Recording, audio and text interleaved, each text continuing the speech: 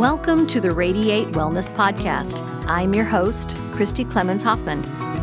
Each week we will discuss tools, tips, and ways to radiate your best life ever, interviewing practitioners, authors, and luminaries to help you on your path. Wellness, joy, peace, abundance. What do you want to radiate?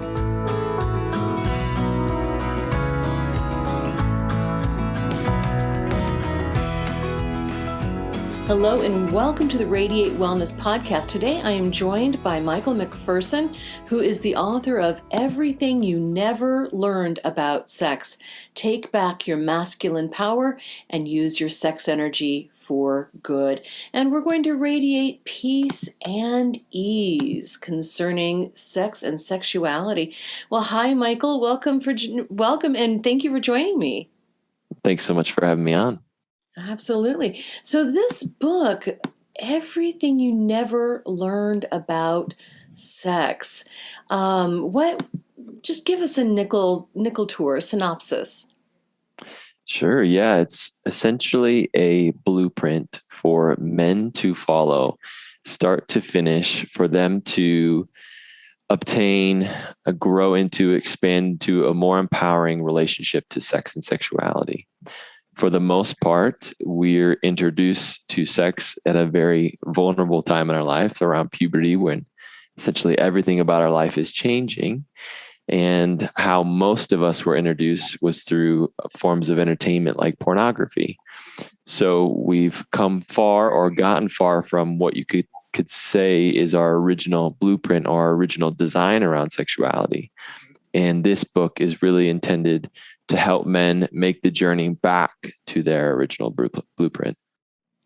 Nice. So what is this original blueprint that you're talking about? Sure. Well, the original blueprint is sex being used for good, and our sex energy being used for good. So the purposes of sex being to connect, to share in intimacy, to co-create, to heal, and to access the divine. So instead of it being a simple tool for physical pleasure, or even a means of releasing stress, avoiding deeper wounds, things that we don't want to face in our life, having it be something that's carries intention and is a space for the miraculous, essentially. Oh, absolutely. So you're talking about sex being co-creation. Can you say a bit more about that?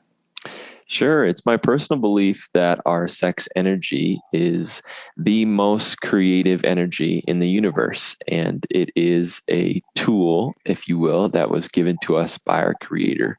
So it's something we're born with. And that's a misconception that a lot of people don't know, because it's termed sex energy. So they think it means something sexual, and it's really not. It's just, it's an energy that originates from around our sexual region, our sex organs. And that's why it's called sex energy. It's known by other names: Kundalini, life force energy, prana, mana. It's all the same thing. But I call it sex energy because it's an invitation, obviously, into this conversation, which is one that I want to have. So we're born with our sex energy, and then we go through puberty and our sex hormones come online, and we experience our sexuality. But when we come together with another person, we are really harnessing our sex energy, this creative life force energy, to create something. And what we create depends on our intention during that space. So my beloved and I, anytime we make love, we always set our intention. What do you want to create? What's your intention for this experience? And that's what we invite in as we make love. Because our individual sex energy is powerful in and of itself. Us in our own sovereign being, our sex energy is very powerful and very creative. When you bring that together with another human being, it amplifies exponentially. And therefore our ability to create or co-create together amplifies exponentially. So it's all based on what we intend to create. And I say that whether you're conscious of it or not, whether you conceive a physical child or not, you're always conceiving something during the act of lovemaking. Mm-hmm. And what you're conceiving is completely up to you. Wow. And so how did you approach this conversation with your beloved when you were first becoming intimate? I mean, that's got to be a kind of a tricky thing to navigate. Sure. Yeah. Well, we didn't necessarily have a conversation up front. So she was ahead of me in this area. And really the whole reason not the only reason, but a big reason I wrote this book is because I needed to heal in this area. And at that point in my life, I was looking around for other mentors and other leaders that I could learn from. And I couldn't really find any. I knew of the old school guys like David Data. I had read essentially all of his books. But there wasn't necessarily someone who had modernized the work for my generation. And so I thought, well, if there's nobody out there that's doing it, then at least in my immediate environment, then it must be up to me. So I'll start and take it upon myself to heal and invite other people into that as well. So with my beloved, she was really already very much embodied in this area. And the fact that she was, even though we hadn't talked about it, it was something that I could feel in the way that she carried herself, in the way that she honored her body, in the way that she interacted with me in the lovemaking space, in the fact that she had already gone through her own sexual healing, if you will, and returned to her own sexual empowerment. So it wasn't necessarily something that was spoken between the two of us, but it was very much understood energetically. And she is the one who really inspired me to grow in this area. She was the line in the sand for me where I said, none of these things from my past are going to go any further because this relationship is too sacred to bring any of that into here. Right, right. And when you talk about these wounds, can you be a little bit more specific? Sure. Yeah. Yeah. Yeah. Everybody's got wounds. We all, Oh yeah. some that we're born with, some that we experience at a very young age and they carry with us into our adult lives. And sex, money, and power are the big three, the way that we avoid our wounds. For me, it was sex. For other people, it might be their career. It might be success. It might be how much money they make. It might be having power over other people. But many times, and especially with men in the realm of sex, it's to avoid facing emotional pain from the past. And for me, one of my biggest points of emotional pain for me in my life has been not understanding why I'm here, not knowing why I'm here. What is my purpose? Why was I born? Right. And at times, why did you bring me here? What am I doing here? And that was throughout my life, and especially my young adult life, a source of pain for me because I didn't have answers and I felt lost. So to avoid feeling that, I chased after women. And this quote unquote thrill of the chase kept me in a state of infatuation or a heightened state of excitement, just enough to keep me from feeling that wound of not understanding or not knowing why I'm here. And that's just one example. Another example is a lot of us men make it into our adult life without truly knowing that we are in fact a man, without truly understanding that we have what it takes to be a man in the world, because that was never really given to us or bestowed to us from our own fathers, that understanding. Right. So we look for ways to validate our own masculinity, and we take it upon ourselves to validate our own masculinity. And so I did that through conquering sex in women.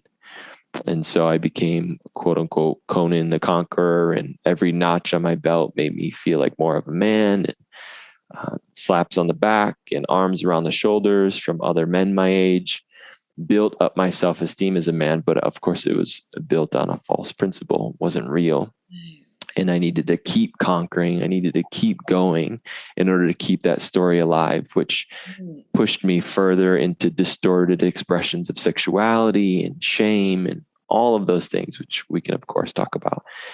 But the wound itself was never having heard from my father because of his own upbringing, his own lack of expression. that you are in fact a man now. You have what it takes to go forth and be a man in the world. I believe in you. You can do this. And so I was needing to prove that to myself somehow. And again, you can prove it in many different ways. For me, it was proving that through women and sex. Right, right.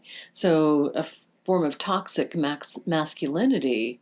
Sure. We're talking about that quite a lot, that there's something very sacred in the feminine, there's something very sacred in the masculine as well, but when it turns to wounding ourselves and others, and that takes on some toxicity. Absolutely. So you wrote this book for men. Yes. And, yeah, why did you think that men needed this? I think it's pretty obvious, but I'd like to hear from your words. Yeah, again, I needed it. So that's how I knew. And I had, by the time I wrote this book, I had done a lot of growth, personal and professional development in my life. I had gone to many development courses. I had participated with a company called Landmark, done personal and professional development. I had even coached a lot of those courses and participated at a higher level. And still, this area of life was a source of disempowerment for me. I was still watching porn on the back end. I was still having one night stands. I was still being disingenuous in my relationships with women. So I wrote this book because I knew that I needed to heal, and I knew that I wasn't the only one. And I actually, before I started writing, I was just starting to have honest conversations with the men in my life. I have a lot of wonderful men in my life, and I'm a part of even a beautiful spiritual community. People around me have similar beliefs that I do. They're living in a very spiritual way, I guess you could say. But when I asked them, are you still watching porn? 100% of them said yes. And many of them were in romantic unions or romantic relationships at the time. And not like that's the only question to ask, but it tells you a lot. It told me a lot at that time. And men that I looked up to and respected were still doing these things in this particular area of life. And I just knew it wasn't right. Something's not right here. There needs to be a higher standard for us. We need to hold ourselves to a higher standard. So that was part of my inspiration as well. And so what do you see as the downfall of porn, of the problem with it? Yeah, so it comes to us at a very young age. Right. It came to me right as I was going through puberty, and our minds are very malleable at that time. Our minds are very malleable in general, but especially then in our youth. And so having no context for what sex was, for what it looked like, for how men and women were supposed to relate to each other in that space, having really zero understanding going into it. When I opened up my computer screen and started looking at porn, that became to me what sex was, or what it was supposed to be. So it was an imprinting, if you will, of how I was meant to be in this area. So what I saw was, very big, large, muscular men, chiseled with huge penises. And I saw very attractive women with all the things, the implants, the thin bodies, very fit. And of course, the expression of one to another, the man being very aggressive and, dominating, if you will, and the woman desiring to be dominated. And that's what a woman wants. So almost immediately it bore insecurities in me, because I looked at these people and I said, that's not me. I'm not that. Yeah. I'm not 6'5" and chiseled. I don't have what he has. So now I felt like I needed to compensate through my actions for something that I inherently wasn't born with, which obviously is not true. I was given what I was meant to have, but it was only in viewing pornography that even arose in me in the first place, those insecurities. And at the same time, there is the programming that we receive. And so porn is where I learned how to objectify women. and see them as sex objects. Mm-hmm. And part of my healing journey, which is something I'm forever grateful, has been coming back into my heart and remembering that the women in the world are their children, their wives, their sisters, their daughters, seeing them and receiving them as the whole being that they are, and not just the object that this form of entertainment trained me really over years and years of time to view them as.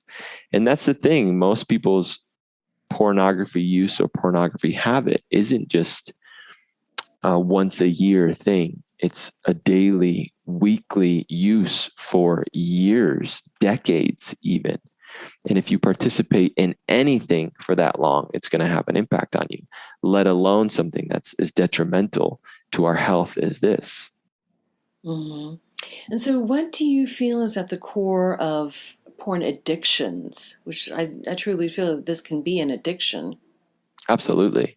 Yeah, it was at one point for me. So there's certainly the biochemistry that takes place anytime you are participating or watching porn. You get drops of dopamine and other neurochemicals that drop into your system, those reward chemicals that have us feel good. The longer we go, the more we need to experience that same high, if you will, Right. which leads to more and more distorted expressions of sexuality. Mm-hmm. It's not the nudity in porn that men or people are addicted to. It's the novelty. It's the newness. It's the differentness. It's the ability to be with 10 different women in the matter of 20 minutes, if you will. So that trains our mind to be addicted to the chemicals of infatuation, which actually translates into relationships as well. So then when you go out in the world and you leave your computer screen and you start to interact with real women, you're still addicted to the chemical high of the newness of a relationship. So when that wears off, as it does and did for me in every single one of my relationships, I didn't have the ability to mature into a new kind of love, a more mature expression of relationship and love and even intimacy. Because I thought that when the infatuation and the chemicals stop, that means it's over, that something's wrong here. This is clearly the end. And then I would jump ship to the next relationship. So what's the solution to get off of that wheel and Yeah. into healthy, fulfilling relationship?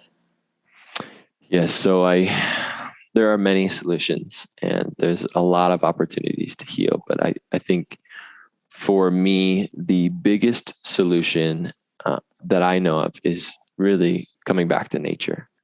Yeah. Nature designed us intelligently to be a certain way, especially with our sexuality.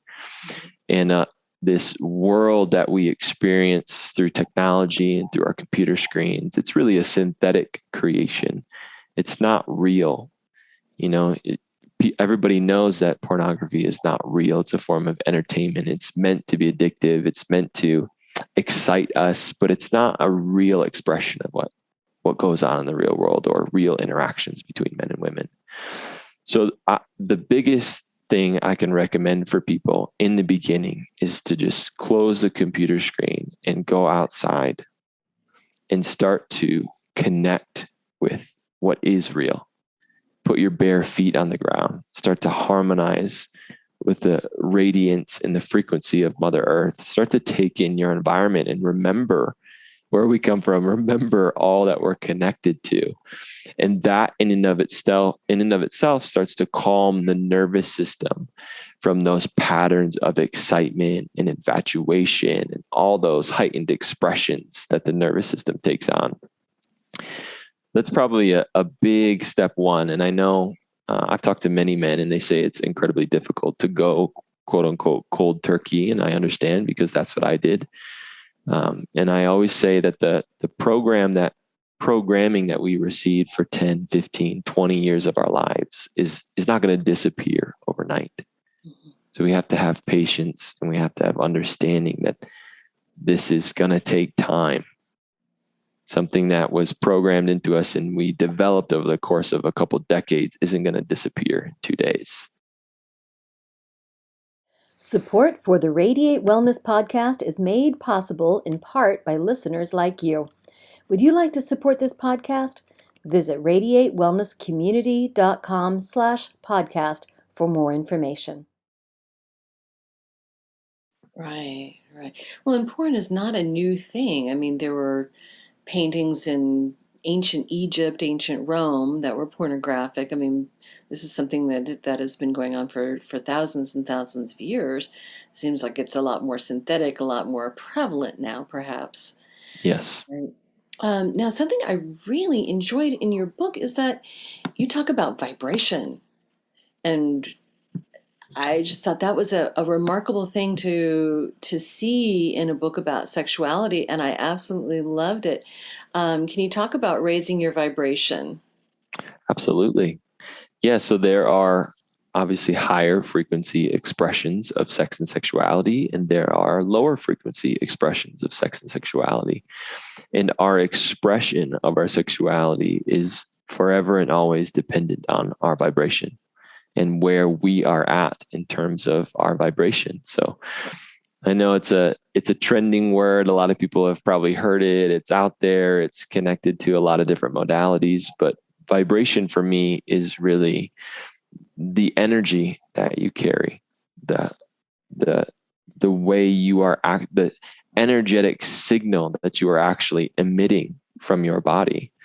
And so we can all think of this in terms of, there's people who are expressing, you might encounter someone in your day-to-day life who's unhappy, who's grumpy, who's holding judgments, who's begrudging towards the world, hates their job, doesn't want to be at home. And they emit a certain energy that we feel. Right. And then there are those people that are in love with their lives. They truly appreciate each day that they're given. They live in a state of gratitude. And when we interact with those people, it feels very different. We generally are uplifted in their environment or in their field. Mm-hmm. So that's vibration. And it applies to this conversation as well. And it applies to the use of our sex energy. Our sex energy can go to work creating more distortion or distorted expressions of sexuality, or it can go to work for really what I believe it was intended to, which is creating our heaven on earth, creating more love in our immediate relationships. And if we can do that in our immediate relationships and our romantic unions, then we can certainly do that in our world. But if we can't do it at home, how could we ever expect to have peace, love, and harmony in our planet? Oh my gosh, I just love that. That's wonderful. Which to me begs the question, should we be teaching this to our children? The conversation around vibration or vibration and sexuality, or all the above? I think all of the above, but in the purposes of our conversation, to teach our children how we can be in this union in a relationship. And I just feel like I know that when I was a teenager, I was kind of left to my own devices, and it sounds like you were too. Yeah. Right. And when left to our own devices, we're going to find the easiest thing to consume, which is, of course, is going to be pornography, is going to be advertising, is going to be movies. Right. Right. So do you have children? I don't have children. I'm really looking forward to the day that happens. Yeah. So ready at any time. Yeah. And in terms of teaching our children, I really feel that we come in innately intelligent. Yeah. I talk about blueprint and design. We were designed intelligently. And until we experience some form of distortion or frequencies that are not a match to where we come from, if you will, that's when we quote unquote fall off the wagon. That's our fall from grace. So with children, I don't necessarily know that we have to lead with words, and exactly. Especially when it comes to sex, it's like having the sex conversation. What do I say? I talk to a lot of parents. I work with a lot of parents, and they always want to know, like, what do I talk to my son about? How do I How do I have this conversation with him? And I say, sometimes you just don't. Sometimes you just create a safe environment where you can talk about anything and you let them be kids. Of course, you want to protect them. We do our best to protect our children from what they're exposed to, protect them from harm. But I think the point is to really allow them to develop naturally. And maybe they're going to teach us some stuff around sex and sexuality, right? Because they won't come in with the same shame. They won't come in with the same fears. The reason I reached for porn initially is because I was scared to talk to my parents about it. I was scared to talk to my parents about sex and sexuality. Right. And if that fear or hadn't been there, or if we had already created a container of safety with each other, I probably would have felt safe to open up to them. And that would have been the start of my relationship to sex and sexuality. But I turned to porn because I was afraid to talk to them about it. So I thought porn was a safe space where I could go to learn about sex. And then it was a long fall from there for many, many years. But I think we can prevent that by just creating emotionally safe environments. And we do that by doing the work ourselves, by healing our own relationship to sex and sexuality. Because our children are just balls of energy when they first show up in the world. You can't talk to a child and have them understand you, but they feel you. They take on your energetic imprinting. So if you have two people that are in relationship, in union with each other, and what they're emitting is genuine intimacy and love and safety, the children are going to feel that. Absolutely, yes. I do feel that it is best to lead by example than try to find words that are going to be inadequate. Right. To lead by example. And that starts with the vibration. That starts with occupying our space in the world, right? Absolutely.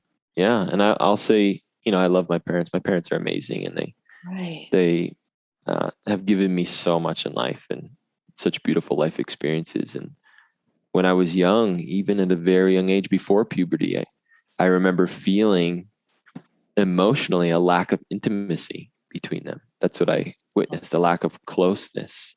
Sure. And that impacted me even as a child. Sure. And so that became one of my wounds and my greatest gift too, because I can actually perceive when there's a lack of intimacy in spaces and then invite us into intimacy, But for a long time, that was also what I was running from. And the pain, or one of the wounds I was running from, was feeling and witnessing a lack of intimacy between my parents. Sure. Now, have you had a conversation with them since writing this book? Absolutely. Yeah, I've had quite a few conversations with them. We're not necessarily exactly on the same page. They still come from a very religious context, which is totally fine and their choice, of course. But I know that they appreciate that I followed my own passion, followed my own inspiration, and brought this work forward. There is nothing in any of our texts, religious texts or otherwise, that preclude us from celebrating our relationship with the divine, celebrating our relationship with God in our romantic relationships. Yes. Can you talk a bit about how we can incorporate the divine? Yes. So all of us by nature are, of course, divine beings. We come from a divine source. And even though we incarnate into this very physical experience in these physical bodies, most of us are still that spirit self, mostly that divine self. So whether we like it or not, that part of us is involved in everything we do. And it's certainly not absent in our lovemaking space. But we can bring ourselves forward and presence ourselves more to our spiritual existence through lovemaking and through our intention during lovemaking. It's one of the most powerful ways in which we can experience God, or the oneness behind all things, or the peace of all existence. All of these phrases and terms that we've heard intellectually, conceptually. Our lovemaking is actually where we can experience that as lived, as felt by the body. And what I love about the lovemaking space is and I say this in my book as well, it's the perfect analogy for life. Love making, sex is the perfect analogy for life. There's so much we can learn about ourselves here. The path of surrendering really is the pathway to experiencing God, to letting God into our lives, to letting God through us, to letting our spirit work through us. And in lovemaking, we have countless opportunities to surrender and learn about ourselves. So in the lovemaking space, we can be tense, we can be barely breathing, we can be gripping, we can be focused on an end goal, we can be thinking about our performance, we can be distracted by anything else that we've seen online or in the world. Which is, a lack of presence. So bringing our awareness to that space, we can really get present to all of the things in our life, all of our ways of being that keep us from receiving the experience that we're in, receiving not only the physical pleasure, but receiving our beloved, receiving the sanctity of the space, surrendering to the feeling and allowing our sex energy to actually overcome us, to work through the entirety of our body. And if you can receive in the lovemaking space, then you can receive outside of the lovemaking space. You can receive the beautiful things that happen in your life, right? And you can allow those things to hit you and really be fulfilled by those things. You can receive your coworkers and how beautiful it is that you're both working towards a shared vision. You can receive your family, your friends, the opportunities that come to you. And I have said that the receiving is the work of the 21st century, especially for men, to allowing life to fully hit our hearts. And if we can do that in the lovemaking space, we can do that anywhere. Oh, absolutely. So it opens up a sense of vulnerability as well, and just opens up the entire body to receive. Absolutely. Right. Yeah, that's beautiful. So it can truly be a spiritual experience.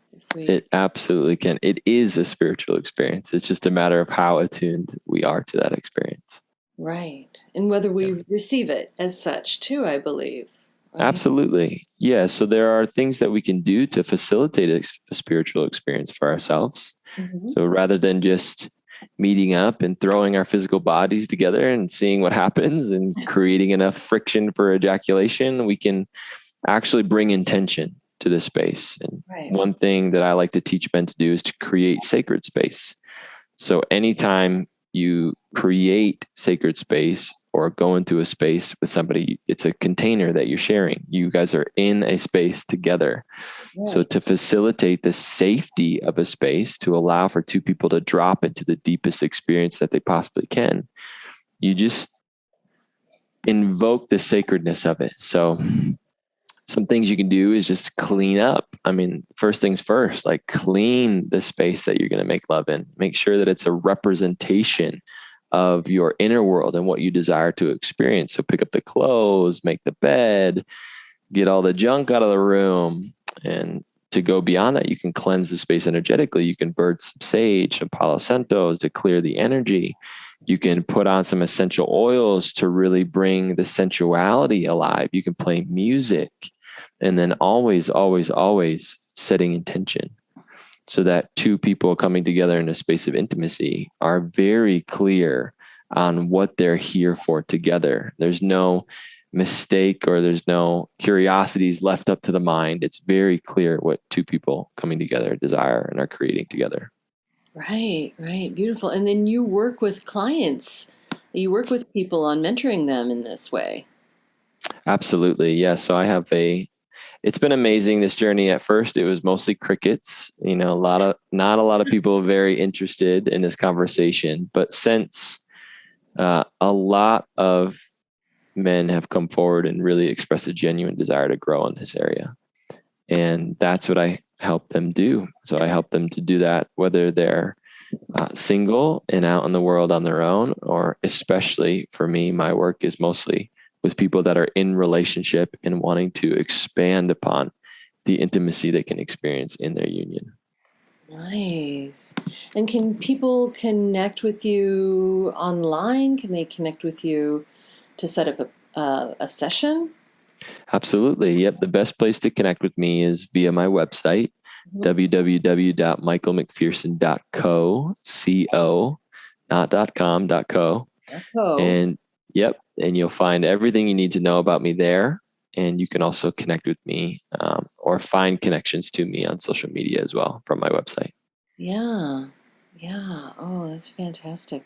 So, from raising vibration to creating sacred space to improving relationships, improving our sexuality, just it seems like you touch truly on every aspect of someone's life. I like to, and it's because this conversation has touched every part of my life, truly, and changed every part of my life. So Right. it's not compartmentalized like we like to believe that it is, and it's much safer for most people, not really, but conceptually, to think of it that way. When sex is just that thing that's over here in the corner, we don't have to look at it, we don't have to address it, and we don't want to. It's obviously very uncomfortable for most people, but it does impact every single area of our life. And so the work that we do in this area opens up so much in every other area of our life. Right, right, absolutely. Now, is there anything that you feel like we haven't touched on, haven't talked about that you think is important to mention? Well, just on the last, just that last question, you know, a lot of people are afraid to approach this conversation because they think that in order to be, let's say, embodied in their sexuality, that they need to go to tantra courses, that they need to get naked and dance naked in a room full of other people, that they need to do all of these wild and, audacious things. And it's just not true. There's Right. an inherent difference between our sex energy and our sexuality. And I think that understanding that those two things are different, that our sex energy is something that we're born with and we are given to by our creator in order to use in an empowering way. And our sexuality is just one of the areas in which we can express our sex energy, but we're actually meant to express it in all areas of our life. That's an important distinction, I believe.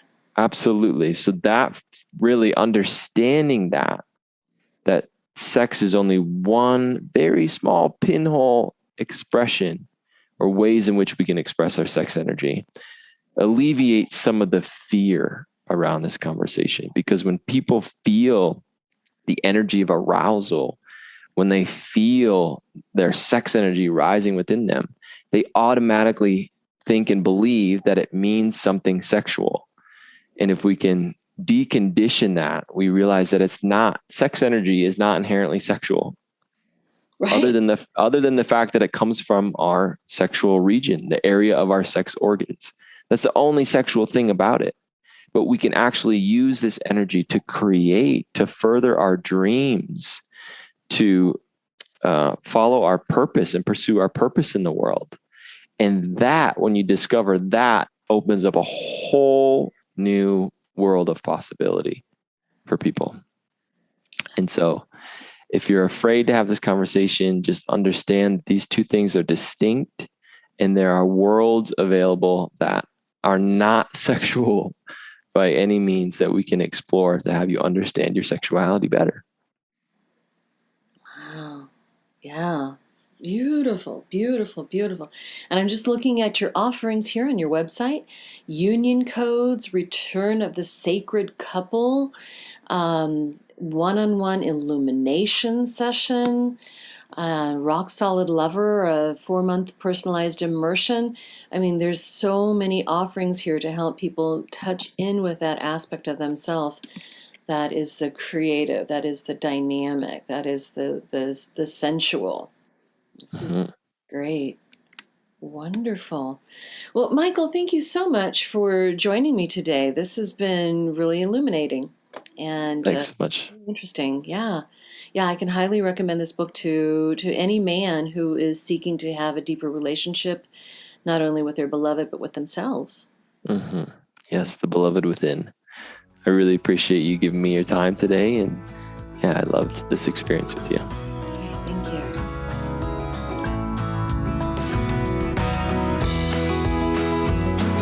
Radiate Wellness is a community of holistic and alternative healers and consultants based in the Kansas City area, dedicated to helping you create spiritual, energetic, and physical well-being.